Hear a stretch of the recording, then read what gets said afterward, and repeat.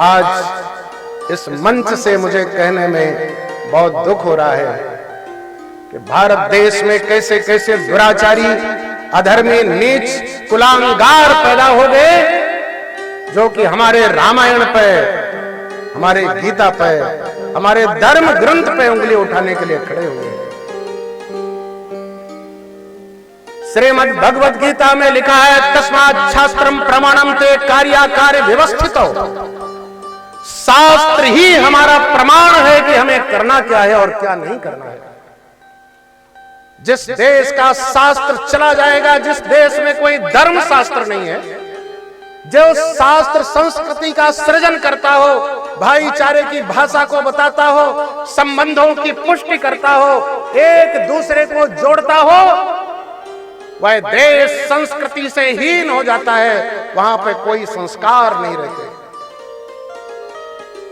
रामचरितमानस एक ऐसा ग्रंथ है, श्रीमद् गोस्वामी तुलसीदास जी महाराज ने लिखा है, नाना पुराण निगमागम सम्मतम यद रामायणे निगदितम कुचिदन्नतोपि स्वांतः सुखाय तुलसी रघुनाथ गाथा भाषा निबंध मति मंजुल मातम होती।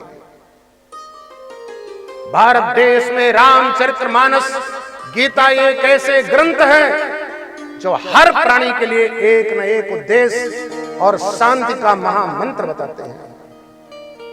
रामचरितमानस जैसा ग्रंथ भारत देश में सृष्टि के आदि से लेकर आज तक कोई ऐसा ग्रंथ नहीं बना जो रामचरितमानस के तुलना में हो।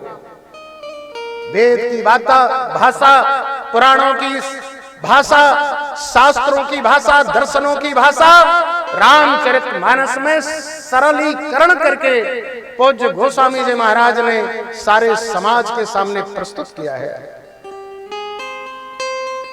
मैं मानस पीठ से आपके सामने आया हूं। पूरे भारत देश का एकमात्र पीठ मानस पीठ खजुरी ताल जो सतना में स्थित है, मैं उस मानस पीठ से हूं। मुझे आज घोर वेदना हो रही है कि ऐसे दुराचारी, कुलांगार राक्षसों के द्वारा जो श्री रामचरितमानस पे उंगलियां उठाई जा रही हैं, उनसे बड़ा राक्षस और भ्रष्ट कर्मी दुनिया में तो कोई हो ही नहीं सकता है।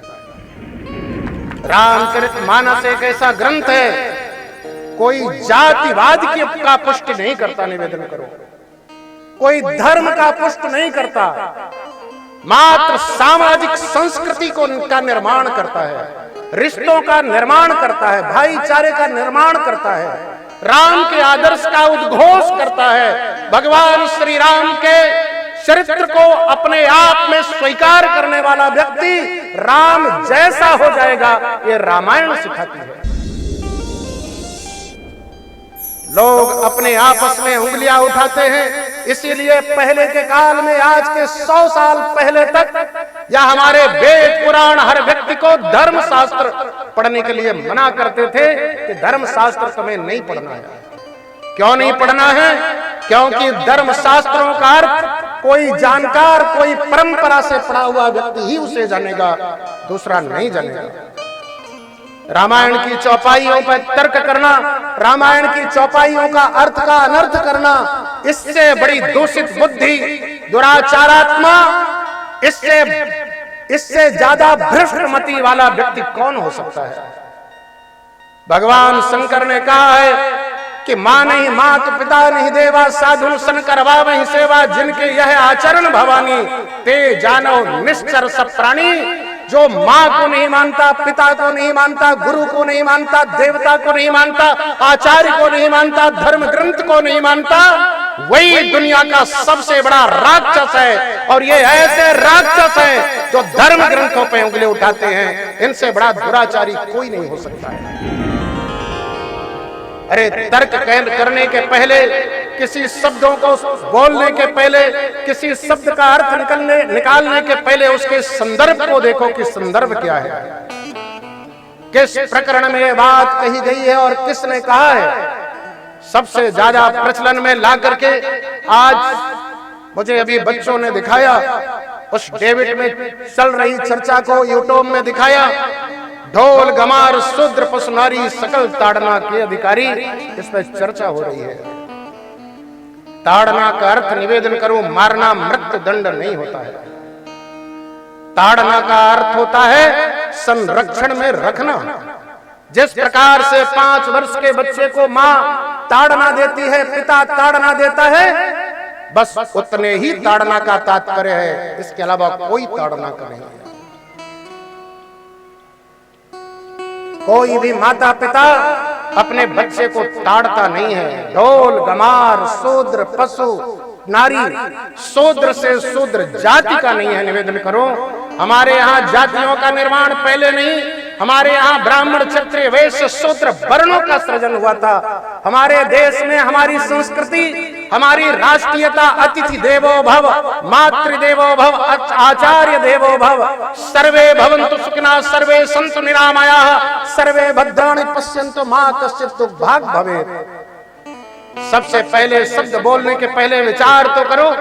अगर नारी को मारने का उद्देश्य होता तो स्वामी जी महाराज ने अगर नारियों को मरवाने का चौपाई लिखते, ढोल को मारने का उद्देश्य बनाते, अगर ढोल को बजाने के लिए नहीं, अगर उसको फोड़ने का उद्देश्य करते, शूद्र को मारने का करते, तो कल्पना करो भगवान श्री राम का परम मित्र है निषाद, जो भील राज है, जिसको महाराज दशरथ ने श्रृंगपुर का राजा बनाया था, तो क्या उसे मृत्यु दंड नहीं दे दिया जाता? चित्रकूट में जाने के बाद में भगवान श्री राम कोई साधु संत महात्मा, कोई ब्रह्मचारी, कोई ब्राह्मण या किसी राजा के घर नहीं ठहरे, बल्कि उन्हीं वनवासियों भीलों के पास, कोल भीलों के पास में अपना निवास बनाया था, उनको अपना मित्र बनाया था। अगर ऐसा होता तो वह मृत्यु दंड दे देते। अगर ब्राह्मणों का इतना सम्मान होता, ब्राह्मणों के लिए ही ये धर्म ग्रंथ लिखे जाते, ब्राह्मणों के लिए ही धर्म शास्त्र बनाए जाते, तो भगवान श्री राम ब्राह्मण रावण का वध नहीं करते। निवेदन करो, ब्राह्मण रावण की प्रतिष्ठा कर देते। कभी भी कोई धर्म ग्रंथ, कोई शास्त्र किसी जाति को लेकर नहीं होता, समाज के निर्माण के लिए होता है। अगर रामायण पढ़ने के पहले पूरी रामायण को झांकना, तो ढोल गमार शूद्र पशु नारी तो पढ़ लिया है आपने, लेकिन उत्तरकांड की उस कलयुग के वर्णन में विप्र निरक्षर लोलुपकामी निराचार सठ ब्रसली स्वामी, क्या इस चौपाई को नहीं पढ़ा? अगर इस शब्द को लिखा तो ब्राह्मणों के लिए लिखा, क्षत्रियों के लिखा, वैश्यों के लिए। निवेदन करो, वर्णों की चर्चा हुई है, व्यक्ति की चर्चा हुई है। अगर वर्ण की चर्चा, अगर किसी व्यक्ति जातिवाद की चर्चा होती, तो भगवान श्री राम ये कभी नहीं कहते भक्तिवंत नीचो प्राणी मोहि प्राण प्रिय असमंबानी। इस दुनिया में भक्ति करने वाला कोई भी इंसान होगा, वो मुझे प्राणों के समान प्रिय होगा। ये रामायण की चौपाई है। निवेदन करो, भगवान श्री राम नवधा भक्ति में बताते हैं, जाति पाति कुल धर्म बढ़ाई, धन बल परिजन जन समुदायी, मानव एक भक्ति करना था। मुझे किसी जाति से मतलब नहीं, पंथ से मतलब नहीं, कोई धर्म से मतलब नहीं, मुझे तुम्हारे कर्तव्य से मतलब है कि तुम कितना अच्छा कर्तव्य कर रहे हो। रामायण को बदनाम करने के पहले, रामायण को जलाने की दुर्भावना करने के पहले, अरे दुराचारियों, अपने आप के बारे में सोचो तो कि तुम कौन हो। रामायण को जलाने की भावना, रामायण का तिरस्कार करने की भावना वही दूषित व्यक्ति कर सकता है जो इंसान, निवेदन करूं, अपनी मां को नहीं मानता होगा, पिता को नहीं मानता होगा, गुरु को नहीं मानता होगा। अगर यहाँ पे जातिवाद की पूजा होती, ब्राह्मणों की पूजा होती, तो निवेदन करूं रैदास की पूजा नहीं होती, कबीर की पूजा नहीं होती, माता सबरी का जूठा बेर भगवान श्री राम नहीं खाते, केवट को अपना मित्र नहीं बनाया होता, चित्रकूट में रहने वाले उन वनवासी भीलों को अपना मित्र, किसी को काका, किसी को ताऊ चाचा नहीं कहा होता। वेद वचन मुनि मन अगम ते प्रभु करुणा है, वचन किरातन के सुनत जिम पितु बालक पैन, राम ही केवल प्रेम प्यारा, जान ले जो जान न्यारा। अरे रामायण को झांक करके तो देखना कि रामायण में लिखा क्या है। ये ढोल गमार शूद्र पशुनारी सकल ताड़ना के अधिकारी, ये चौपाई सुंदर कांड की कोई भगवान श्री राम ने नहीं कहा। ये चौपाई एक जड़ समुद्र कहता है। जिस समय भगवान श्री राम ने बाण चढ़ा लिया और कह दिया कि मैं तुम्हें बाणों से सुखा दूंगा, उस काल में भयभीत होकर अपने आप को जड़ कहता है और कहता है कि प्रभु बिना ताड़ ना दिए, बिना आंख दिखाए हमारे में बुद्धि उत्पन्न नहीं होती, मेरे को क्षमा करो। जातिवाद से कोई धर्मशास्त्र नहीं आंकना, कल्पना करना। अगर रामचरितमानस जातिवाद में मान लोगे और रामायण नहीं पढ़ोगे तो माँ की पूजा की जाती है, माँ का सम्मान किया जाता है, माता पिता का आदर किया जाता है, भाई भाई का आदर किया जाता है। ये कौन तुम्हें सिखाएगा? इतनी सरलता से कौन बताएगा? कल्पना करो, रामायण ही सिखाती है। जिस समय माता कैकेयी ने राम के लिए कहा, हे राम मैंने तुम्हारे लिए वन मांगा है और भारत के लिए राज्य मांगा है, ये रामायण की संस्कृति सिखाती है। भगवान श्री राम कहते हैं, मां इससे बड़ा सौभाग्य मेरा दुनिया में तो कोई हो ही नहीं सकता। भरत प्राण प्रिय पावहि राजू, मेरा प्राणों से प्रिय भाई भरत अयोध्या का राजा होगा। यह तो राम का सौभाग्य है। ये केवल रामायण बताती है, दूसरा धर्म ग्रंथ नहीं बताता। निवेदन करो, जिस समय राम ने कहा कि मेरा भरत अयोध्या का राजा होगा, इस बात को राम की बात को भरत ने जैसे ही सुना, उस काल में भरत ने कहा नहीं, संपत्ति सब रघुपति के आई, ये सारी प्रॉपर्टी राम की है, ये धन राम का है, ये मेरी संपत्ति नहीं है।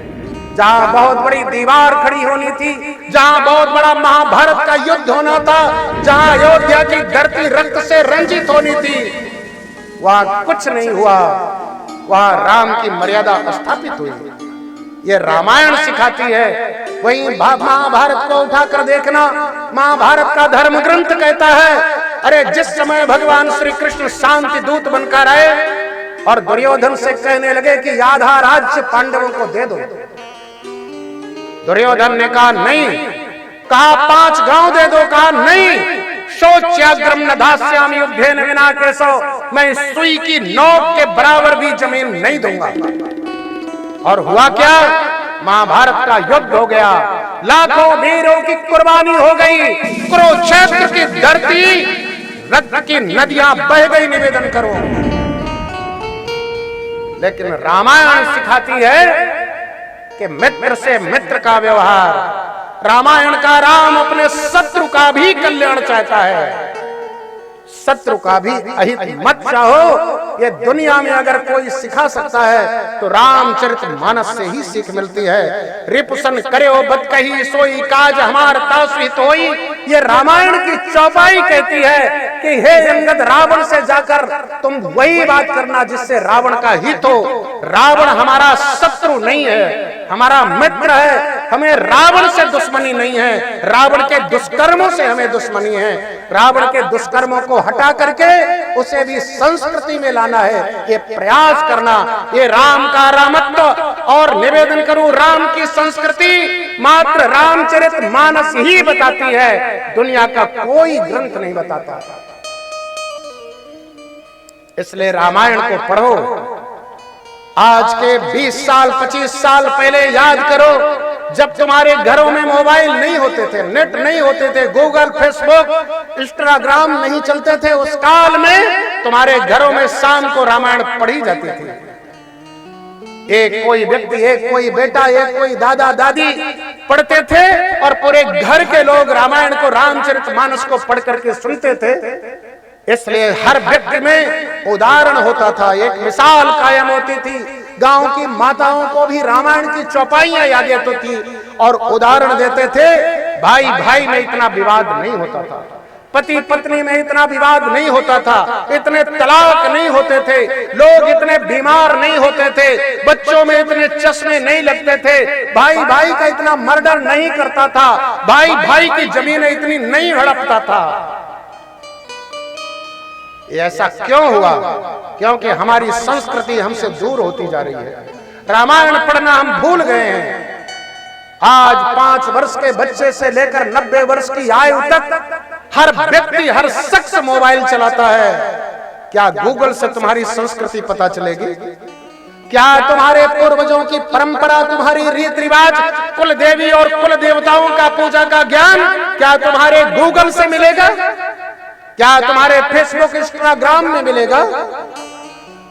अरे निवेदन करो, ये संस्कृति राम की संस्कृति ही बता सकती है, इसके अलावा दुनिया में कोई नहीं बता सकता। इसलिए रामायण को पढ़ो और ऐसे दुराचारियों, भ्रष्टाचारियों, नारकियों को अपने समाज से निकाल दो जो रामायण का द्रोह करते हैं। उससे मतलब रखो जो राम से मतलब रखता है, जो कृष्ण से मतलब रखता है, जो संस्कृति से मतलब रखता है, जो भारत से मतलब रखता है, जो अपने समाज से मतलब रखता है। निवेदन करो, अरे खाना पीना तो कुत्ते भी खा लेते हैं, बच्चे पैदा कर उनका पालन पोषण तो सुअर भी कर लेते हैं। ये कोई बहुत बड़ी उपलब्धि नहीं होती है। अरे समाज के लिए जीना सीखो, संस्कृति में जियो, राष्ट्रीयता में जियो, अपने आप पे गर्व करो कि हम आर्यावर्त के लोग हैं, हमारी संस्कृति आर्यावर्त की है। हम उस धरती में बैठे हैं जिस धरती में राम और कृष्ण जैसे भगवान का अवतार होता है। हम उस धरती में बैठे हैं जहां से नर्मदा त्रिभुवन पावनी का कलकल निनाद करता हुआ पूरे भुवन को पवित्र करता है। हम उस धरती में बैठे हुए हैं, इसलिए अपने आप पे गर्व करो, निवेदन करो और अपनी संस्कृति का परित्याग नहीं करना। बच्चों को रामायण पढ़ाओ, रामायण की चौपाइयां पढ़ाओ। रामायण में इतने गुण और इतने चरित्र लिखे हैं जो दुनिया के किसी दूसरे धर्म ग्रंथ में नहीं है।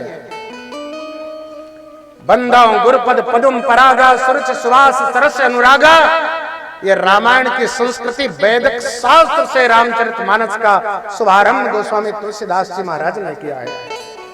प्रात काल उठके रघुनाथा मात पिता गुरु नाभई माता, ये दूसरे संस्कृति में नहीं बताया जाता। निवेदन करो, आज भी जो छोटा बच्चा या बड़ा बच्चा जिस समय अपनी माँ के चरण को छूता है, पिता के चरण को छूता है, उस काल में माँ के हृदय में जो प्रेम उमड़ता है, नेत्रों में जो शील उत्पन्न होता है, ये समझ लेना कि एक बार फिर से राम और कौशल्या का जन्म हो जाता है। ये रामायण सिखाती है, दूसरा कोई नहीं सिखाता। उन दुराचारियों की बातों पे भरोसा कभी नहीं करना, उन दुष्कर्मियों के बातों पे भरोसा नहीं करना, क्योंकि ये राक्षस तो पहले काल में भी थे, आज भी हैं और भविष्य में भी होते रहेंगे। अरे राक्षसों का काम ही है सनातन धर्म का विरोध करना। सनातन धर्म जैसा दूसरा धर्म दुनिया में निवेदन करो कोई भी नहीं है, आज तक नहीं बना है। सनातन धर्म की विशेषता है सर्वे भवन्तु सुखिनः सर्वे सन्तु निरामयाः सर्वे भद्राणि पश्यन्तु मा कश्चित् दुर्भाग् भवेत्। ये मात्र सनातन धर्म ही कहता है। अतिथि देवो भव, ये सनातन धर्म कहता है। मातृ देवो भव, पितृ देवो भव, आचार्य देवो भव, ये सनातन धर्म कहता है। धर्म की जय हो, ये सनातन धर्म कहता है, दूसरा धर्म नहीं कहता। निवेदन करो, सनातन धर्म कहता है तुम्हारे घर में अतिथि आया हुआ है, उसका आतिथ्य सत्कार करो, वह चाहे किसी भी जाति का हो, किसी भी मजहब का हो, किसी भी संप्रदाय का हो। अरे हमारे धर्म ग्रंथ पुराण कहते हैं, अरे अतिथि का सम्मान तो एक पक्षी ने भी किया था। एक मानव का, एक बहेलिये का सम्मान अपने प्राण की बाजी लगा करके, आहुतियां दे करके संतुष्ट किया था। ये आर्यावर्त की संस्कृति है, भारत देश की संस्कृति है। इसलिए इस संस्कृति में जीना और अपने धर्म का परित्याग नहीं करना। मैं फिर से एक बार कहूंगा, कौन से जाति के हो, कौन से मजहब के हो, कौन से संप्रदाय के हो, कहां पे रहते हो, ये बहुत बड़ा महत्वप्रद नहीं है। महत्व ये है कि तुम अपने जीवन में कर क्या रहे हो। तुम्हारे कर्मों की पूजा होती है, जाति की पूजा नहीं होती, मजहब की पूजा नहीं होती, संप्रदाय की पूजा नहीं होती। अरे कर्म की पूजा होती है। अगर जाति की पूजा होती तो रामायण, निवेदन करूं, रामायण साक्षी है, रावण की पूजा होती, रैदास की पूजा नहीं होती। निषाद की पूजा नहीं होती, बंदरों की पूजा नहीं होती, भालुओं की पूजा नहीं होती। जिसके कर्म अच्छे हैं उसकी पूजा होती है। ये हम उस भारत देश के हैं जहां गीध की पूजा होती है, क्योंकि जटायु का कर्म अच्छा है इसलिए हम गीध की पूजा करते हैं। लेकिन उस दुराचारी की पूजा बिल्कुल नहीं करते जो ऊंचे जात में पैदा होने के बाद में दुष्कर्म करे। हमारे भारत देश में कर्म की पूजा है, जाति की पूजा नहीं है, मजहब की पूजा नहीं है।